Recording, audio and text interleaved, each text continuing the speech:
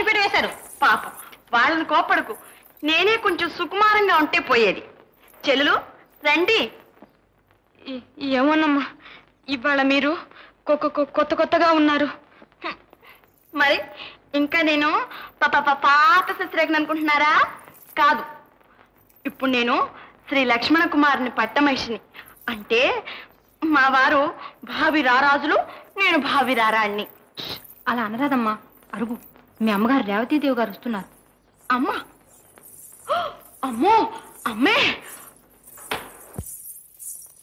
నమో మాత, నమో మాత, నమో నమః. నిజంగానే చూసేవటమ్మా రుక్మిణి అమ్మాయి? రుక్మిణీ మాత, నమో నమః, నమో నమః. నమో కృష్ణ, నమో కృష్ణ. చిరంజీవ చిరంజీవ, సుఖీ భవ, సుఖీ భవ.